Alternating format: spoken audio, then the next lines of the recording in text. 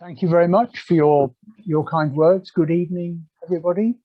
Nice to see some of you, and I'm to imagine seeing the ones that I can't see, as it were.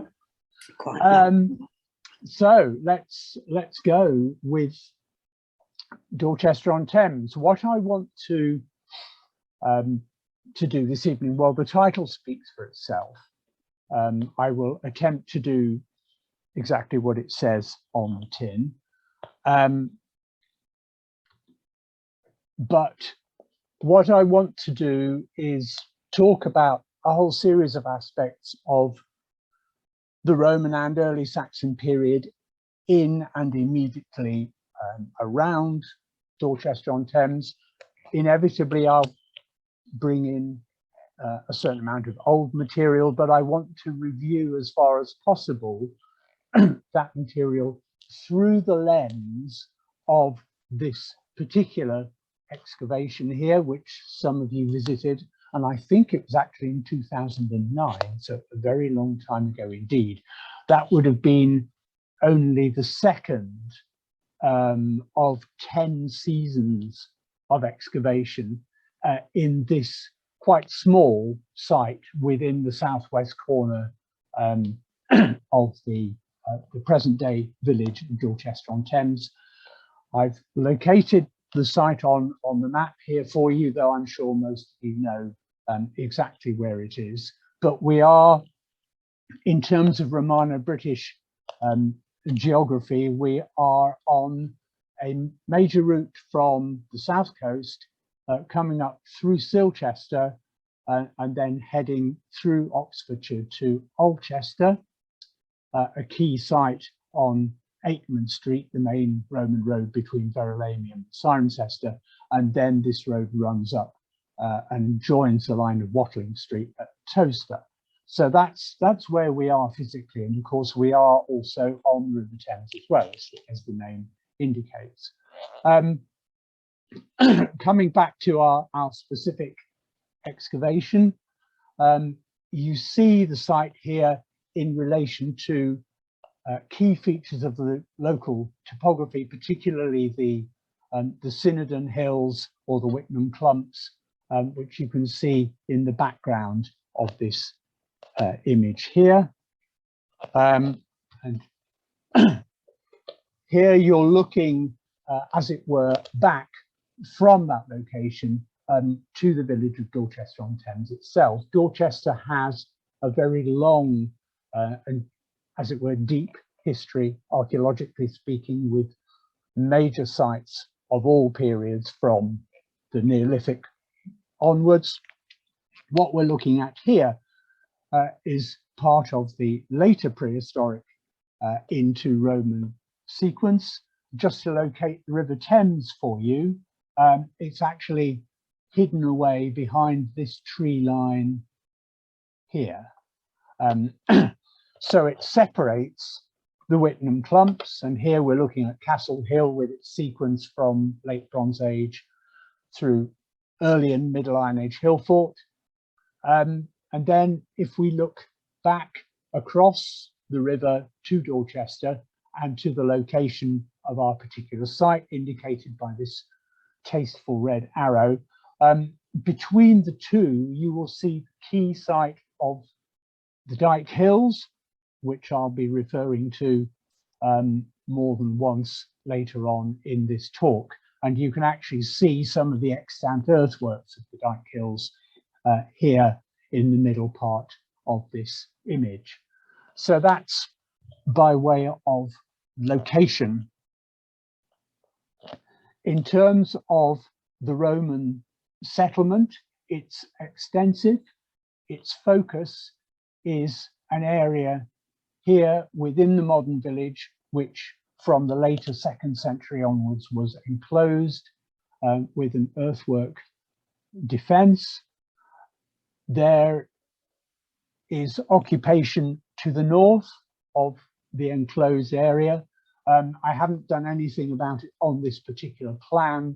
The find spots are small in scale, and we don't have a coherent sense of how this part of the settlement works, but certainly there is extensive activity in this area.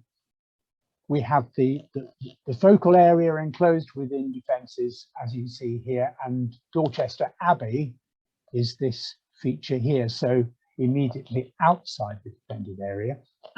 What we now know, as a result of geophysical survey done in 2010, is that there was very extensive settlement in this area here to the southeast of the defended enclosure, and separated from it by the line of the River Thames, which is here, and obviously flows into the Thames immediately south of Dorchester itself.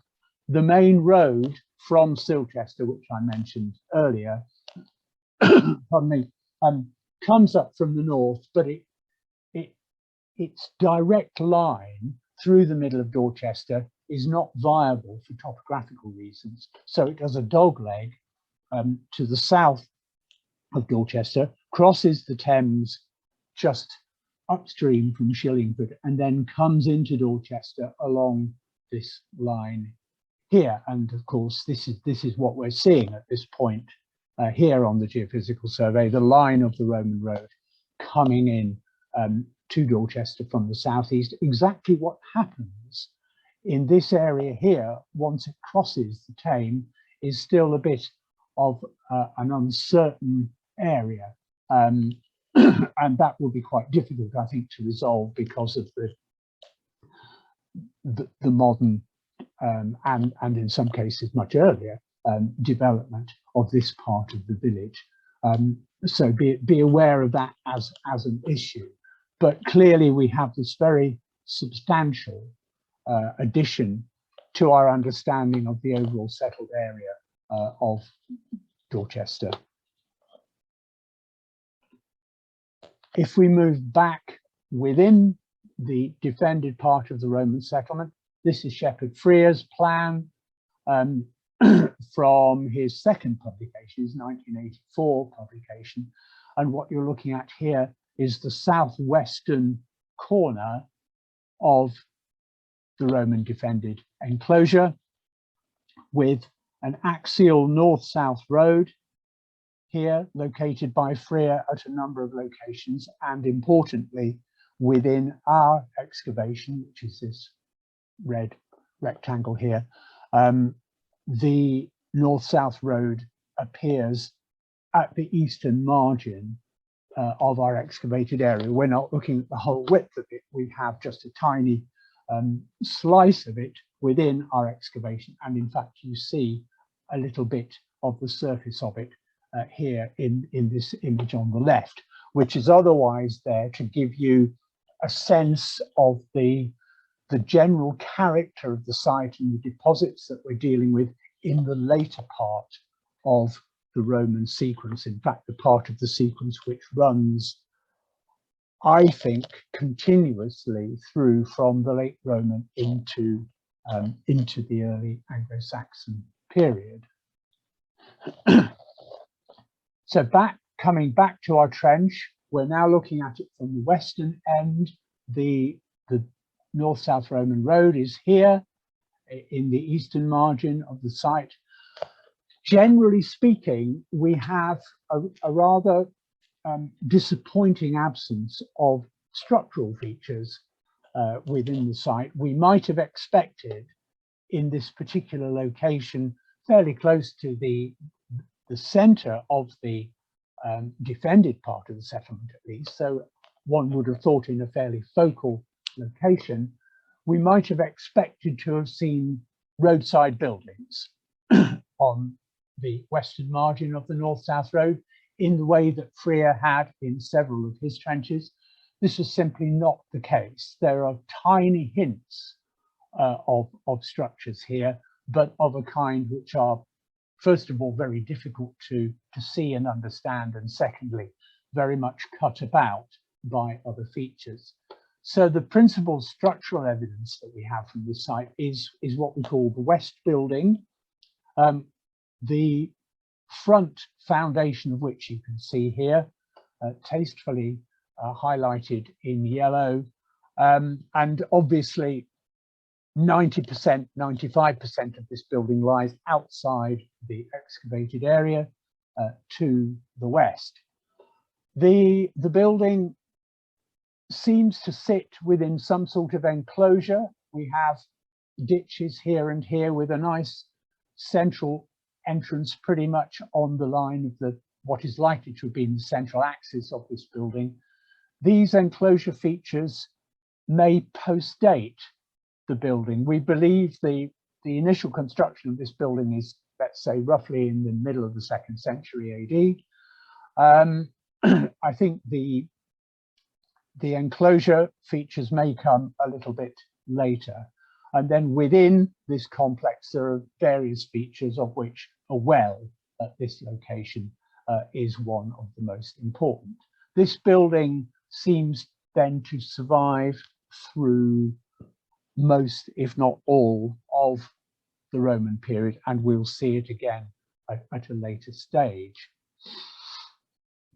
The defences I've referred to several times, but just to, as it were, give you a sense of how they work. They were examined by Freer, in part close to the southwest corner, but particularly on the southern side. They had been previously examined by Hogg and Stevens in the 1930s, and this is their composite section drawing.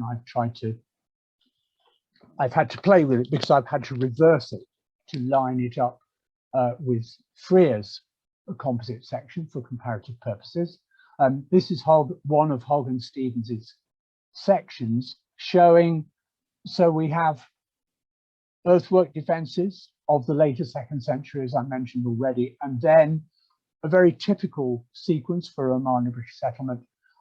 Later, perhaps in the later 3rd century, a wall inserted into the front of that earthwork rampart, the rampart associated with the wall apparently enhanced, and a much wider outer ditch dug in front of the stone wall. Freer suggested, plausibly but not demonstrably, that the fact that there was this outer ditch, which is a feature that we see not unfrequently in association with later Roman town walls, he suggested that might indicate that there were towers attached to the late Roman wall. Now, this is, as I said, is a plausible suggestion. There is no direct evidence, despite which the idea that Dorchester did have towers attached to its wall has become what Martin Millet would call a factoid, and has been repeated on a number of occasions. It has no direct basis. Down here you see a view looking across. I mean, you don't get a sense of the depth of this feature, but you're looking across the hollow of the late Roman wide outer ditch towards the line of the wall, which is probably directly underneath these cottages. This is a view on the western side of the defended enclosure. So what we've just been looking at is a view taken from a point somewhere here, looking in this direction, and here are Freer's sections across the southern line of the defences. And of course, you're looking at his evidence for structures within the southwestern quarter of the settlement, and moving into the late Roman period, even later than the defensive wall.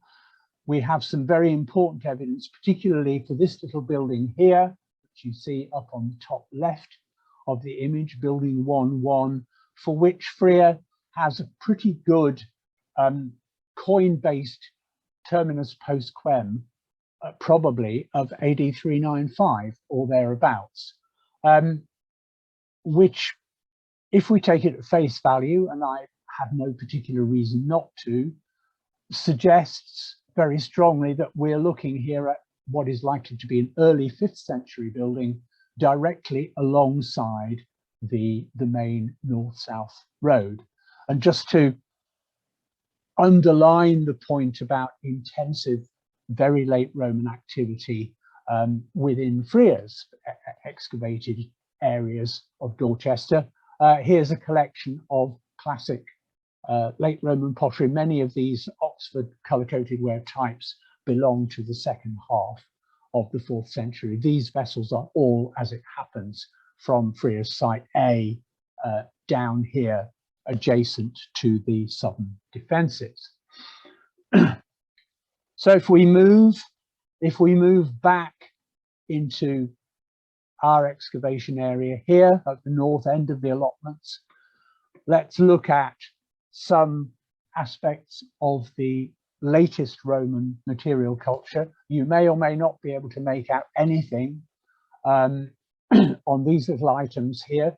Little is the operative term. You have a scale of millimeters down the right hand side of the image. So in old money, these coins are approximately ½ inch across, typically, but they are perfect examples of the latest Roman coinage that we routinely find in Roman Britain, with an overall date range of 388 to 402, and in coin terminology, they belong to Richard Rees's period 21, this latest period in which Roman coinage is more or less routinely arriving still in Britain. And we have a lot of these. Frere had a lot of these in his excavations as well. The fact that we have a lot from our excavation is down almost entirely to the efforts of this gentleman here, who did fantastic work on the spoil heap of our excavation, the results of which you will now see. The occurrence of period 21 coinage is of considerable interest, and I plotted out here a fairly random selection of sites, mostly from broadly the Oxford and Upper Thames Valley region, with one or two slightly further flung examples, including Cirencester and Silchester. And what I've done here is simply plot the percentage of the overall coin assemblage, which is of these period 21 coins. And as you can see, if you go to the top, here is a very large scale excavation of a rural settlement in the Upper Thames Valley, with a large number of coins assigned, datable at least to a Rees period, so one of these 21 periods. There's not a single example of period 21 coinage at that particular site. And there are other sites in our region with very low representations of this coinage. And then as we move down the graph, we come to sites where period 21 coinage is more common and indeed occurs at levels above the national average. And the national average is probably somewhere about here, 5% or just over. So here we get into sites with higher than average representation of period 21 coinage. Cirencester is well represented here. There's an odd assemblage from Alchester, but this is Frere's contribution.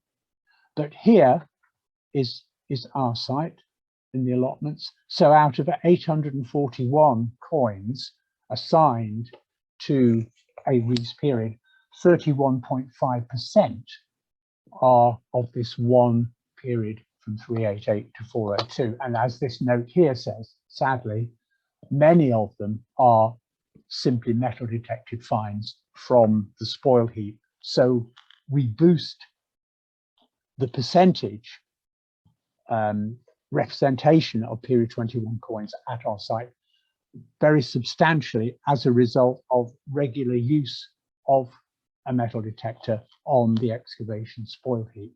These things are very difficult to see even in very careful hand excavation because they are so tiny and so horrid.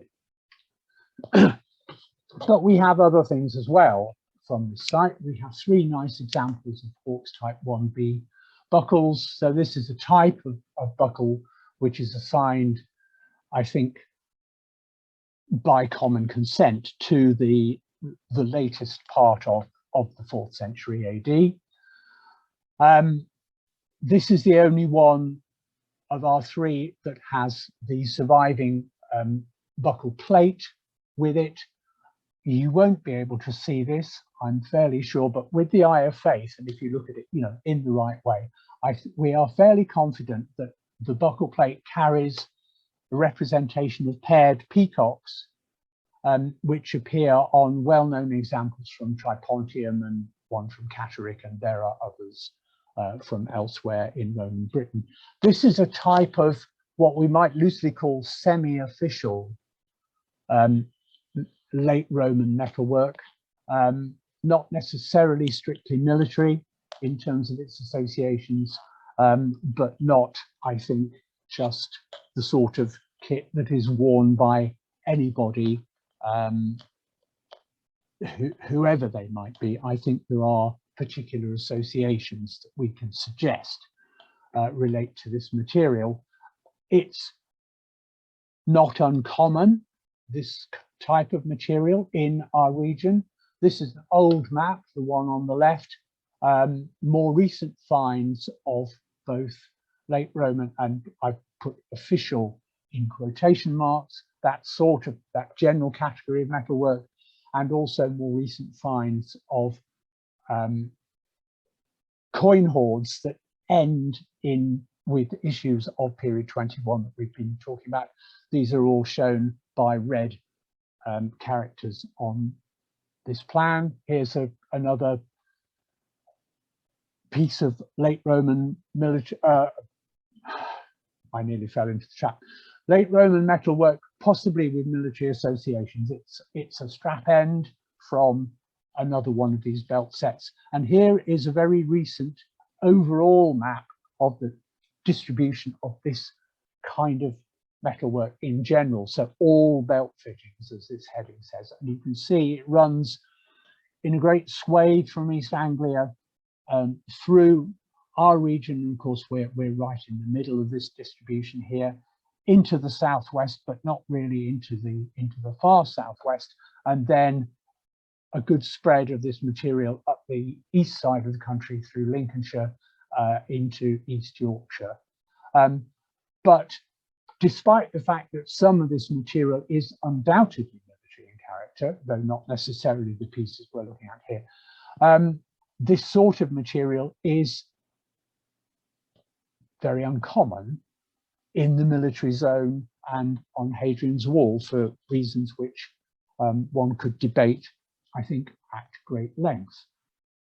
But moving on, other aspects of the classically late Roman material culture from our site include fragments of composite combs. We've got 4 pieces here, but there are something like 24 or 25 fragments of this type of comb from our excavation. And I think, again, by common consent, this material would be consistently dated after AD 350, and some of it may be rather later. We have other examples of these types of combs, 2 fragments here from a site at the Old Castle Inn to the southeast of our site, but within the walled area of Dorchester. And here, a nice complete example from a late Roman cemetery, which I'll mention shortly. And in fact, it's this site here at Queenhood Farm. So if we move outside the walls to look at the complementary burial evidence for the late Roman phase of Dorchester, we actually have quite good evidence. We have a number of key sites, some of which are better known than others, but they're indicated by these blotches here. The Mead side one, I should say, that symbol there may be mislocated, and it might be somewhere nearer to this point here, but almost certainly associated with the road coming out of Dorchester on the southeast. So let's have a quick look at these cemeteries. We'll start with Warborough Church Piece. Now this is a curious one. It is detached, as it were, from Dorchester. It's separated from it by the River Tame. The site is known essentially from aerial photographic evidence, which shows a very regular enclosure, subdivided, and then with some quite curious and enigmatic features within it. There's a good, more recent geophysical survey of this site, which shows a lot of the same detail and additional evidence. But the cemetery evidence, interestingly, was detected in the aerial photographs and actually doesn't appear on the geophysical survey, which is why I've gone with this version of the image. The site is not well known. There's a pipeline runs through the northern fringes of it here. And as a consequence of that, we have 6 excavated examples of late Roman graves, including this one in a lead-lined coffin. There's an antiquarian reference to the discovery of a stone coffin somewhere down here, roughly 1780. We don't even know for certain that this is a Roman coffin, but I think it's most likely that that would be the case.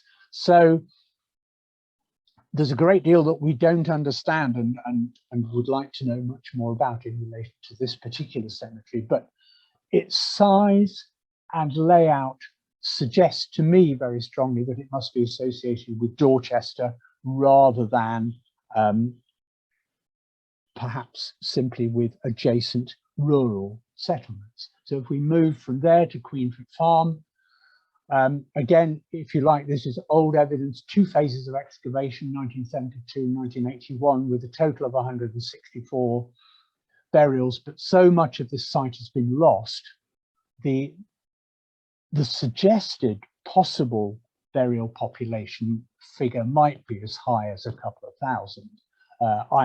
I think that may be a bit optimistic myself, but it's clearly a very substantial cemetery. Like Church Piece, it sits within a well-defined enclosure, and I think it's very likely that this enclosure was put in place specifically to contain the burials. Their alignments correspond near enough most of the way in a way that's absolutely characteristic of late Roman cemeteries. There are some possibly slightly later burials outside the enclosure to the south, and a small feature here which appears to cut the main cemetery enclosure ditch and contains a burial.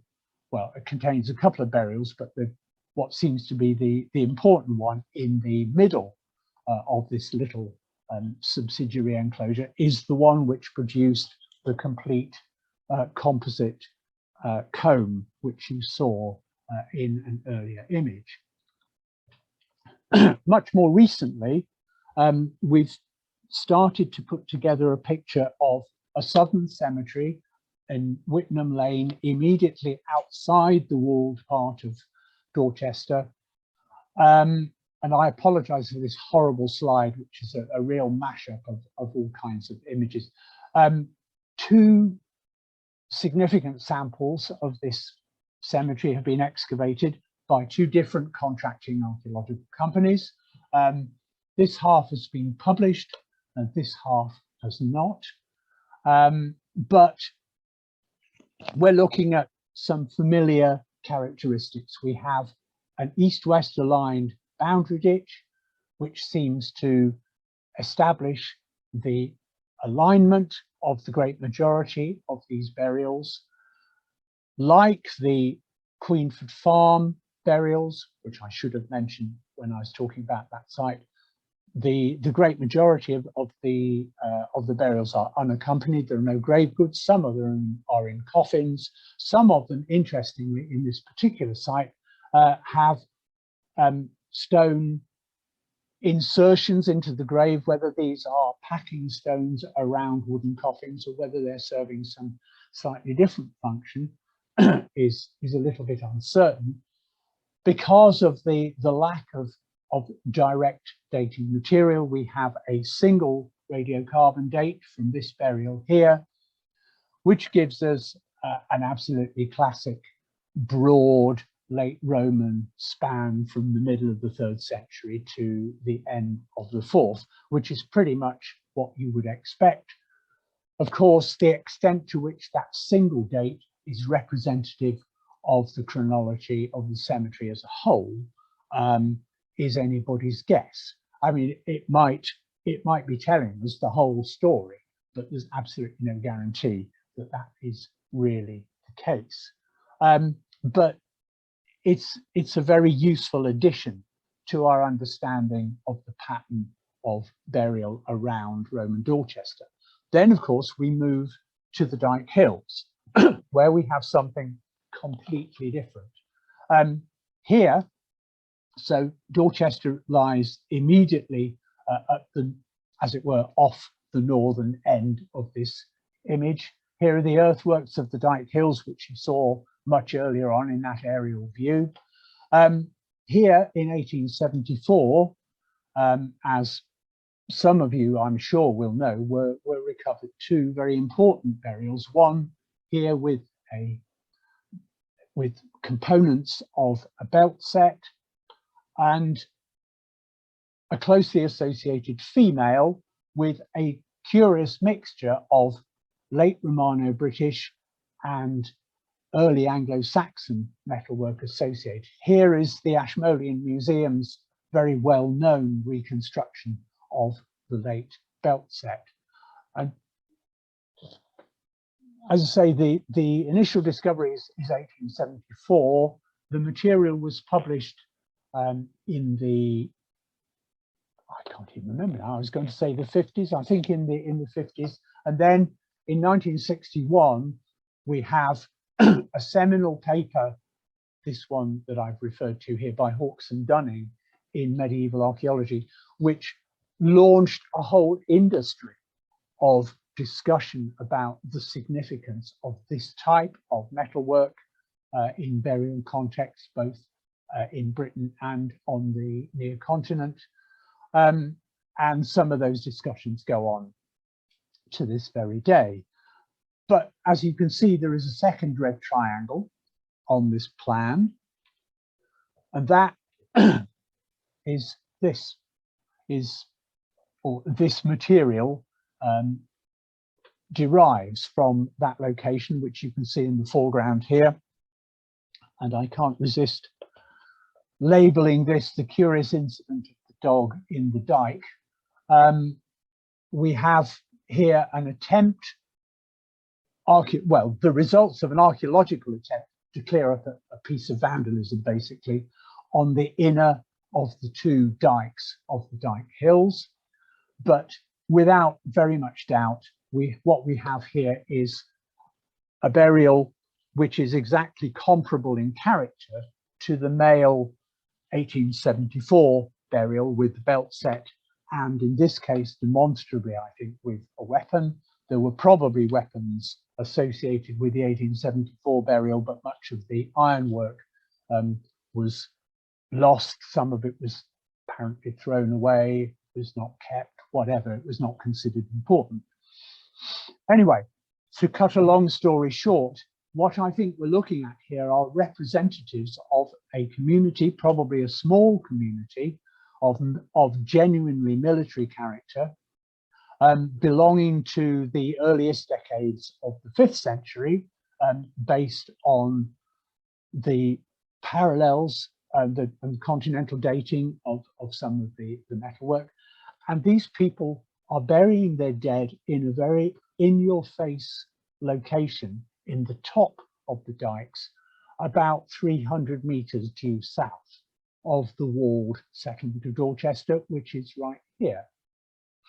And I think, you know, this, well, we'll come back later to what this might actually mean, but there's enough other evidence for fragmentary burials within the dikes, not that we can definitely say are of exactly the same character as the ones we've just been looking at, but might well belong. So I think to use the term community rather than a couple of scattered burials is legitimate.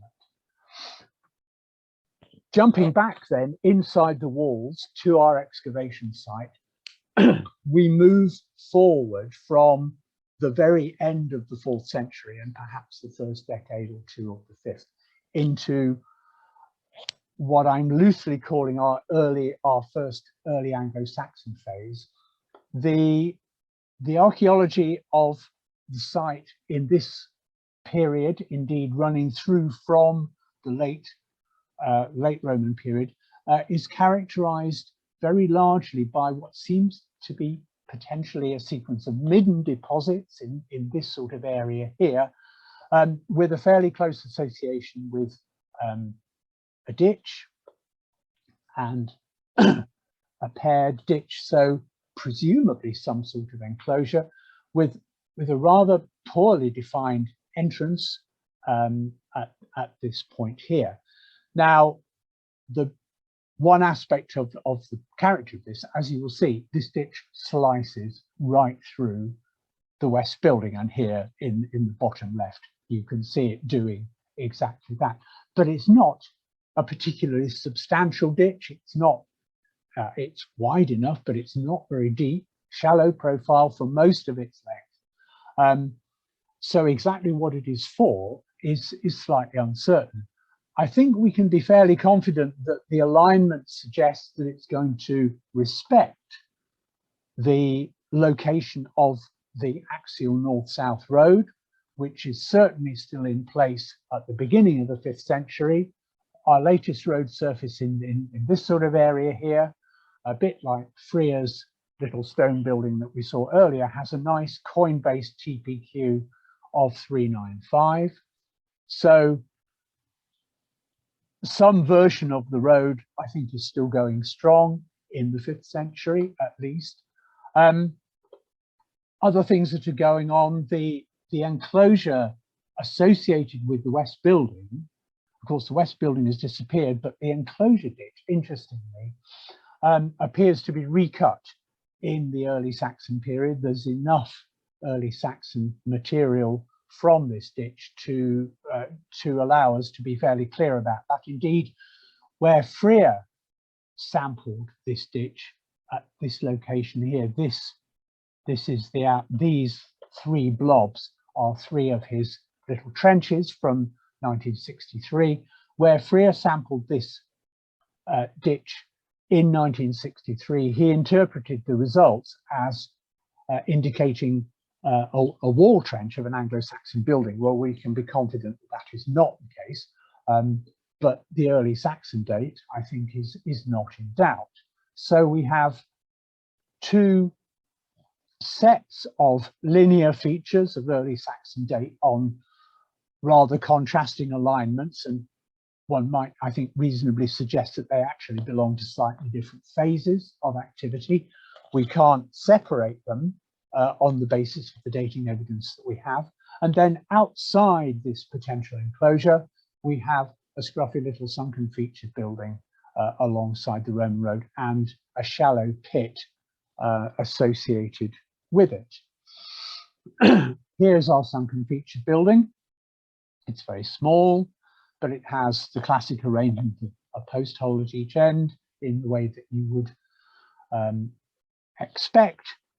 And it's worth drawing a parallel with another one of Frere's features, 50 meters to the south, in an exactly comparable roadside margin location. He excavated this very strange structure here, which is he certainly considered to be another sunken featured building. It doesn't really behave in the way that those structures normally do. The dating evidence is slightly uncertain. I think at the end of the day, he came down in favor of perhaps of a 6th century date for this structure. I would like to think that our example is a little bit earlier, but we simply can't be dogmatic about that. So we have limited structural evidence for the early Saxon period within the wall settlement alongside the main north-south road, which may in some form still have been operational, at least within the walled area. And if we now move on to the associated material culture, well, there's plenty of early Saxon pottery, well, nearly 1,200 sherds, which is a reasonable quantity, and these are typical examples. Almost entirely quartz or sand tempered fabrics, and so these are fabrics which I personally would consider to be earlier rather than later within the sort of early to middle Saxon ceramic scheme, certainly for our region. I will spare you this one.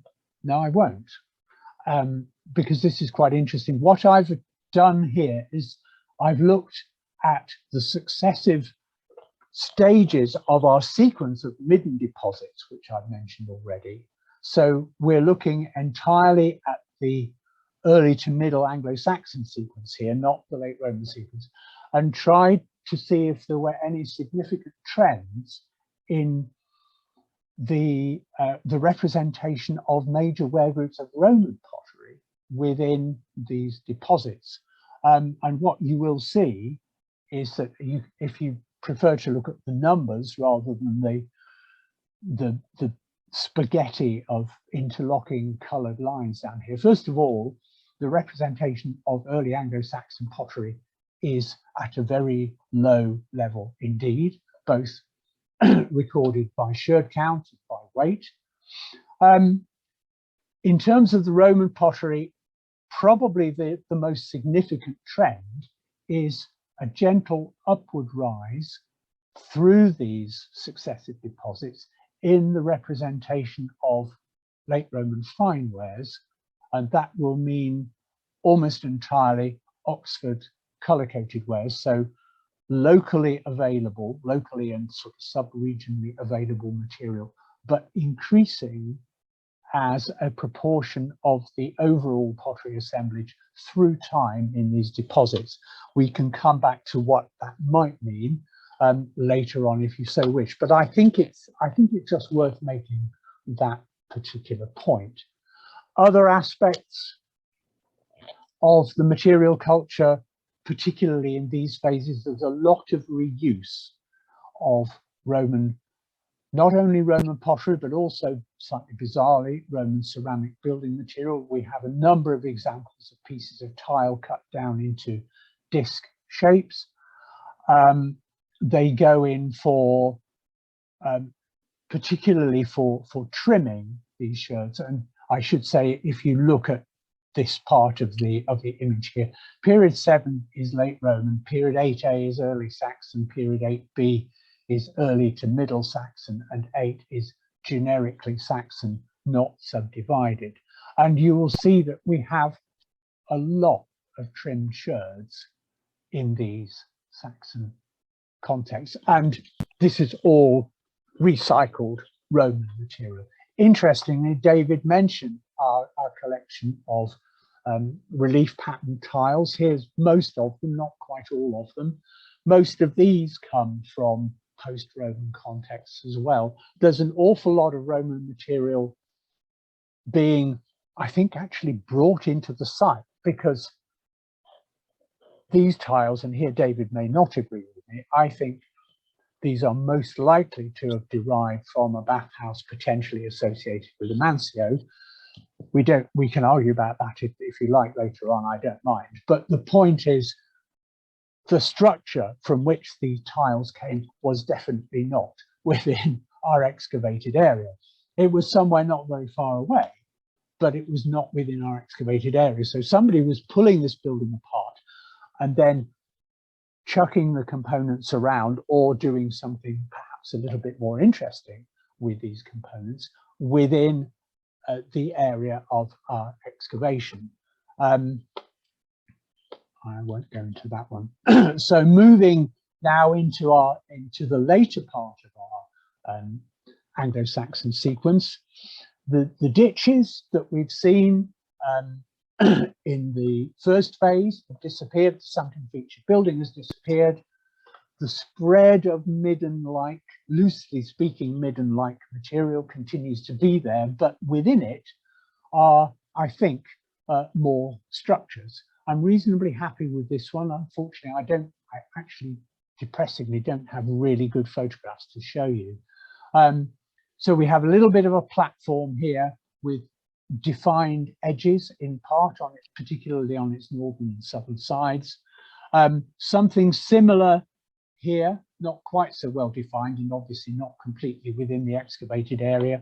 And then to the north, a concentration of stone, animal bone, all sorts of domestic rubbish, but with a configuration that I think makes it less easy to construct as a building platform as such. It's a bit too rough and ready, but it is definitely a discrete collection of this sort of material. And then on the same alignment as all these features, east-west alignment, we have to the north a series of linear features, of which this is the most clearly seen and the best understood. And without any doubt, if you look at this section here, it's a palisade trench, a very substantial palisade trench, and we're looking at a minimal length of 30 meters here, and a typical width at the surface of between about 1.2 and about 1.8 meters. This sort of feature is not the sort of thing that you would expect in the early Saxon period. So I think it's unlikely to be, let's say, earlier than the 7th century at the earliest, and it might indeed be a bit later than that. But I think it sits fairly well with these buildings here, and we have a linear arrangement of features down here, which are, you know, they may belong to part of the building, they may be part of a fence line, there might be something something else, and it's rather difficult to say. But here they are, cut into the top of the, or at least cut into the truncated top of the north-south Roman road surface. And I put this image in the top right-hand corner in just to remind ourselves that Freer had multiple examples of linear features of Saxon date, and this one here is quite a close parallel, if I just go back, for this feature here in terms of its dimensions and general character. Although interestingly, out of something like 15 or 16 different groupings or different individual linear features that Freer illustrates in his various plans, many of them are not described at all, and even fewer of them are interpreted very clearly. So quite what he really thought was happening is a little bit elusive, which is rather unfortunate. In terms of possible parallels for our sort of stone platform structures, we have these examples from Beach House Hotel, which is a site in the northwest corner of the defended enclosure of Dorchester. And like our examples, these ones succeed an earlier phase of possible sunken featured buildings, although I have to say that these features here, 41 and 39, are not the most convincing SFBs that you've ever seen, but that might be another parallel for the rather atypical examples that you have seen from both from our site and from Freer's 1962 excavation. These structures, Trevor Rowley, who's the excavator here, was pretty happy that these platforms are genuinely defined by very shallow linear slots, which presumably carried horizontal timbers upon which the structures were built. If we look at all this material together, and this is the Beach House Hotel site that I've just mentioned, here's the defended enclosure. Pretty much any excavation of any size within the defended enclosure of Dorchester, and that is, to be honest, not very many. The overall scale of excavation is quite restricted, and as you can see from this image, our 30 by 20 metre trench in the allotments is by some margin the largest single intervention into the archaeology of Roman and post-Roman Dorchester. But anywhere you dig a hole, pretty much, you will come across early Saxon material, whether it's structural or just pottery and other material. The scatter of Saxon pottery spots down here to the south is perhaps a little bit misleading, because if I remember rightly, none of these represents more than about 2 sherds. But nevertheless, the material is there. And of course, the Whitnham Lane Cemetery, the late Roman cemetery that we were talking about, is precisely in this sort of area here. The one southerly early Saxon find spot, which is of some interest, is this one, because we have a fragment of a rather nice brooch from this location as well. And then moving up to the north and to the northwest, the well-known site at Bishop's Court lies 500 meters due west of the northwest corner of the Roman defensive circuit. And here we have part of a 7th century building excavated way back in the 60s, and also a group of possibly Middle Saxon burials, and also, as it happens, from the same site, this little mount here, which became the logo for Oxford Archaeology from the 1970s onwards. Moving rapidly outside of Dorchester, you will see that the Upper Thames Valley is riddled with early and middle Anglo-Saxon cemeteries. Dorchester, of course, is right here, and we have a concentration of these sites, not all of them, of course, of particularly early date, but some of them are. And across this area as a whole, pardon me, we have a number of Anglo-Saxon cemeteries with quite early origins. Of these in our immediate area, the site at Whalley Corner, Berrinsfield, is the best known. This is what, 2 kilometers, possibly 2 kilometers north of Dorchester, very close, and even closer to the late Roman cemetery at Queenford Farm, as you will see in a moment. But from a selection of these sites, we do have metalwork of distinctively early character, perhaps as early as the middle of the 5th century, if not conceivably slightly earlier. But of course, from Whalley Corner, the best known burials are of this sort of character and are definitely 6th century in date. But the relationship, as I've just hinted, between Berrinsfield, the early Saxon cemetery at Berrinsfield, and the late Roman cemetery at Queenford Farm is a particularly important one. They're about 700 meters apart, these two sites, so they're physically very close. Back in the day, we got very excited about some radiocarbon dates from Queenford Farm, which suggested that the late Roman burial sequence might in fact run not only through the 4th century, but through the 5th and possibly even into the 6th. And that was very exciting, very problematic. But we can now demonstrate quite clearly that it was just wrong. So here we go. So we're grateful, very grateful to Catherine Hills and Tamsin O'Connell, who some years ago now did a redating of samples from burials in the late Roman Queenford Farm Cemetery, which is the bottom part of this image, and a smaller number of burials from the Berensfield Cemetery. Some of the earliest ones are in this area here, marked with the red line.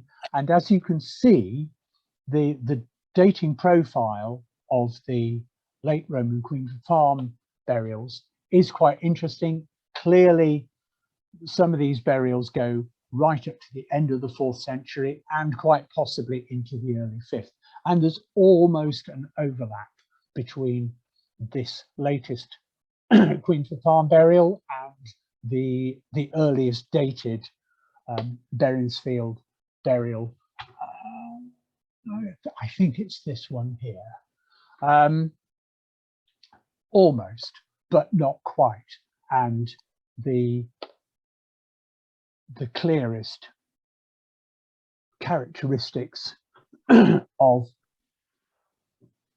the Berensfield dates show burials of, let's say, mid 5th into 6th century date ranges, although it would be very interesting to rerun these dates against the latest radiocarbon calibration curve, which might just refine things a little bit, possibly in an interesting way. There's been quite a lot of isotope work done on burials from these two cemeteries. I'm not going to go into any of this in detail. Isotopes can be used, as at least some of you will know, to examine a whole range of different characteristics of the burial population. Strontium and oxygen isotopes can shed light on the origins of the individuals sampled. 19 people from Berensfield were sampled, obviously with a view to looking at the origins of this early Anglo-Saxon burial community. And as the title of the paper down here said, Anglo-Saxon origins investigated by isotopic analysis. In other words, what can we say about the proportion of the population of this cemetery that might have been formed by genuine immigrants from across the North Sea into this part of Britain? The sample number is fairly small. There are 19 in total. Of those, the authors of that paper suggested that this one here was a possible or perhaps probable immigrant. They suggested that 3 other individuals were not local, isotopically speaking, but that leaves 15 who were. This, of course, does not, or I think this tells us what we might well have expected to see, which is that the great majority of the population buried in this cemetery are of local origin. What it doesn't tell us, it might tell us, but what it doesn't clearly tell us is how many of the very earliest members of the buried population at Berensfield were non-local, because of course we can't use the archaeological material clearly to identify every single primary member of this burial population. So you can certainly use this evidence to suggest that the level of immigration of Anglo-Saxon character, to use a rather unsatisfactory term, into this region in the 5th century was pretty low. You can argue that, but you can't absolutely prove it. And in a way, with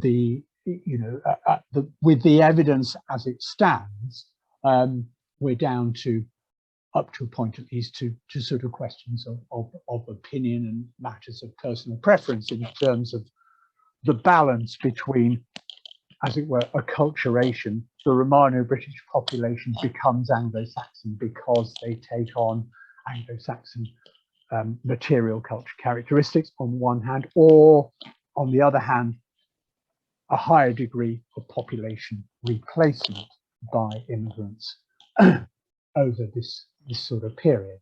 And this, of course, is a debate which will continue run and run. We can look at the people, again using different types of isotopes, nitrogen carbon isotopes, to look at characteristics of diet. And if we compare, as has been done fairly recently, a sample of burials from the Whitnam Lane, the southern Dorchester cemetery, here represented by the triangles, and a sample of burials from Queen Farm, there is a degree of overlap, but there's quite a lot of separation. There's a significant group of individuals here who are highlighted in one of the relevant studies as having rather carbon-enriched diets compared to some of their fellows, and certainly compared to the majority of the Whitnam Lane population. What would have been very interesting if it had been done in this 2017 publication would have been to superimpose the results from comparable survey of the Berensfield, quote unquote, early Anglo-Saxon population. So I've done it myself. This is Privat et al. 2002. You put that lot onto the graphics that you've just seen, and we've got a complete splattering of black dots and circles.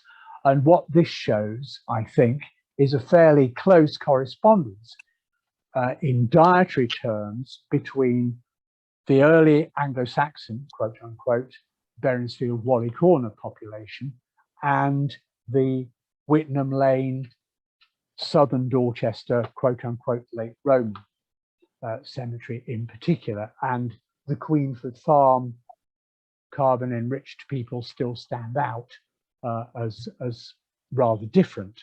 And exactly what that means is anybody's guess, but at least we can start to think about the extent to which people's lived experience in terms of what they were eating on a daily basis was or was not different from the late Roman into the early Anglo-Saxon period.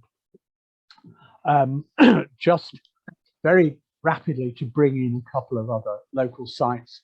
One of the best known local early Saxon cemeteries is here at Long Whitnam. There are in fact two, Long Whitnam 1, Long Whitnam 2, excavated in the 19th century. Quite a lot is known about the material from these graves, but nothing is known about the actual layout of the cemetery, unfortunately. Though a piece of recent work, well, about 2-3 years ago now, I think, which you see here, has added a few more graves at the extreme eastern margin of Long Whitnam 1. So that will be very useful when that material is eventually published. Long Whitnam is also known for the existence of what's called a hall complex, a group of substantial Anglo-Saxon timber buildings, known originally from aerial evidence, and I defy you to pick them out, don't worry about that, to actually pick out the structures. There's one there on this aerial photograph. More recent work in this area has shown that one of the features originally identified as an Anglo-Saxon timber hall, which is in this location here, is in fact a Roman enclosure. But a related component of that recent work involved the examination of a further structure more recently discovered here, and this is it, seen in a pole cam shot. And this is a small but perfectly formed classic 7th century Anglo-Saxon timber building. The dating relying on radiocarbon, but that seems to fit perfectly well with what would be expected. And finally, one further site in the area which you won't know about because it has not been published. This is from a very important gravel quarry site between the villages of Appleford, which is the next village to the west from Long Whitnam, and Sutton Courtenay, which is the next village to the west again. There's all sorts of things going on in this quarry, most of which I won't even mention, but in the southern part of the examined area, to the south of a paleo channel of Thames, we have a series of linear boundaries, the latest phase of which is this yellow one, which is Roman in date and has, I think, a late Roman component to it. And then to the south of this boundary, we have a couple of little late Roman cemeteries. There's a group of burials here, north-south aligned burials here, another little cluster of them here, and then other little groups of apparently late Roman burials here. And then wrapped around all this lot, a whole mass of early Anglo-Saxon sunken featured buildings. There's one here. This is a proper sunken featured building. It's the right size and shape, and it has nice post holes at each end. And there's, I forget, somewhere between 16 and 20 of these structures in this area. I think the relationship between this early Saxon, it clearly is early Saxon settlement, and the late Roman burials is extremely interesting. There is a local parallel at Radley Barrow Hills, just on the outskirts of Abingdon. So a great deal depends on the ultimate analysis and reporting of this site, which is stalled at the moment. One further point to make, though, and it underlines the issue about early dating. From a deposit in the upper fills of this ditch, somewhere about here, there's a collection of metalworking debris in the upper fill of this Roman ditch.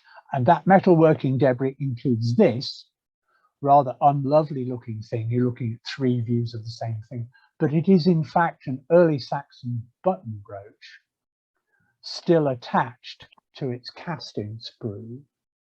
And there's other metalworking debris in the same deposit. So this has not travelled very far.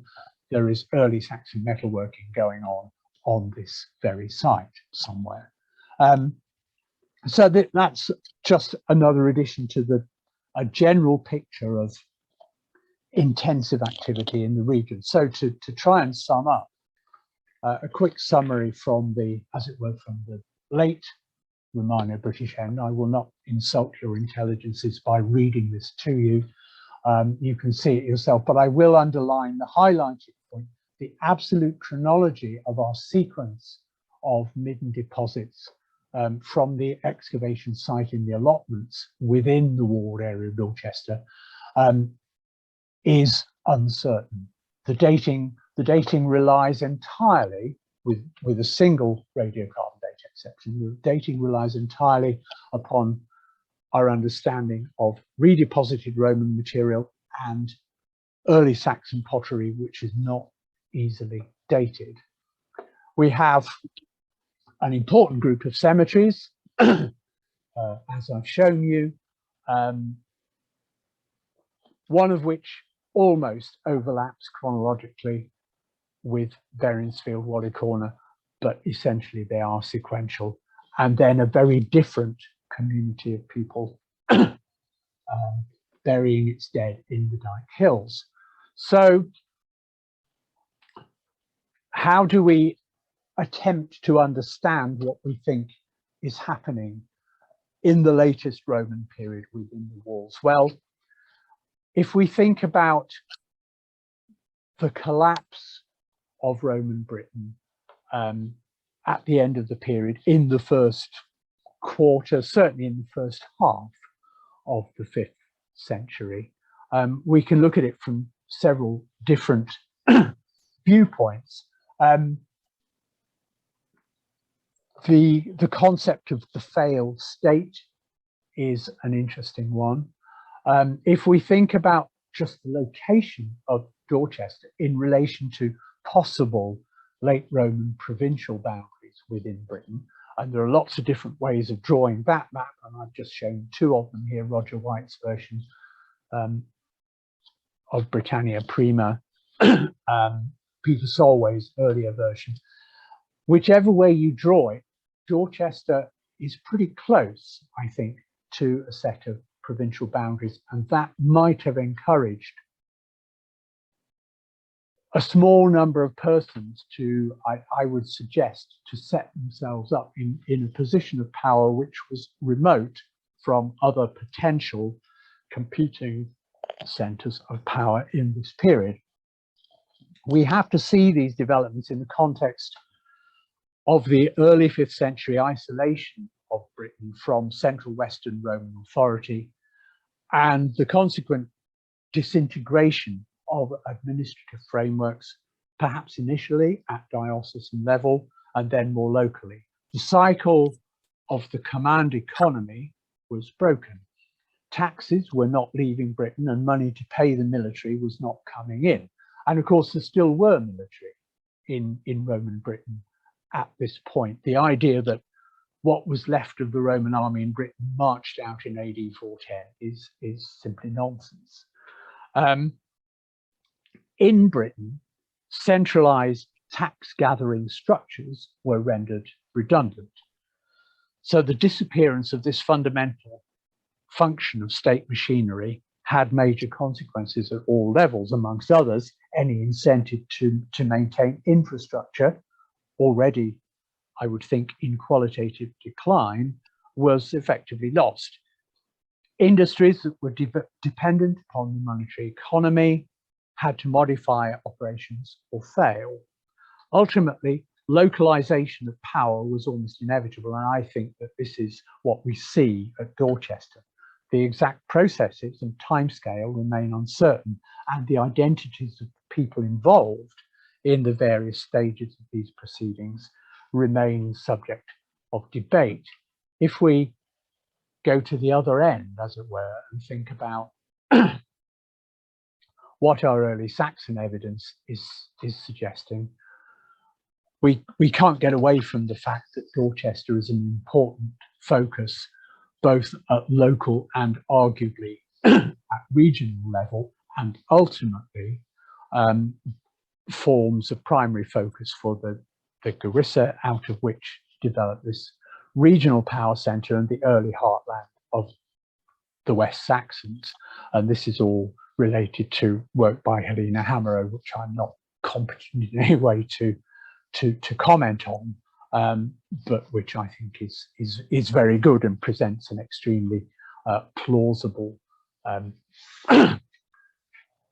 sequence of events. So we end up, to summarize in a slightly different way, let's just think by way of amusement about changing symbols of power. So we move from Roman defenses and Roman military to something slightly different. I know the Porta Nigra is not actually a late Roman town wall, it's a 2nd century structure, but it's representative, and of course it was still going strong at the end of the Roman period, otherwise it wouldn't be still standing very largely today. And then by the time we get into the later 5th and 6th century, we have at sites like Berensfield, from which these examples are taken, a relatively high proportion of the male population of this particular community are like these people here. They are armed and belted men. They carry spears and shields and knives for potentially a whole range of purposes. And then one final component in the story, which I haven't so far mentioned at all, which is the role of Christianity in developments.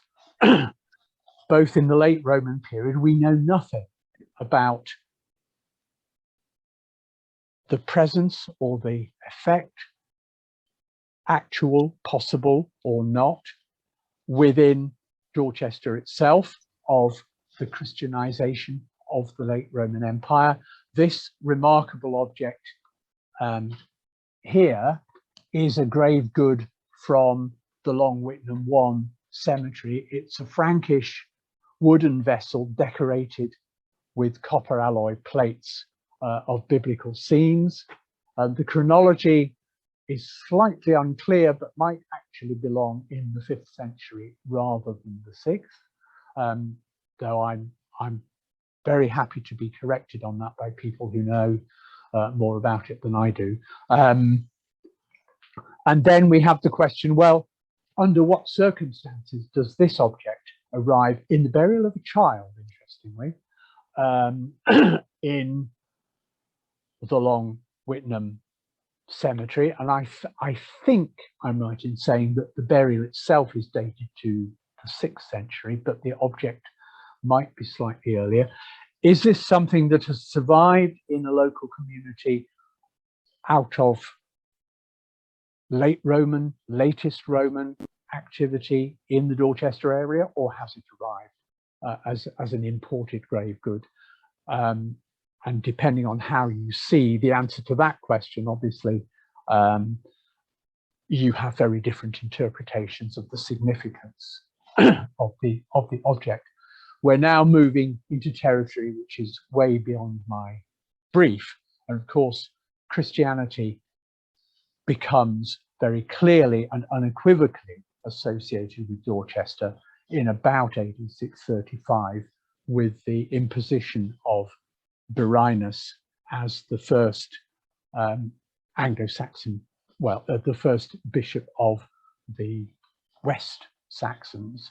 And he's placed in Dorchester with royal authority behind him. That is very definitely a totally different story. Thank you.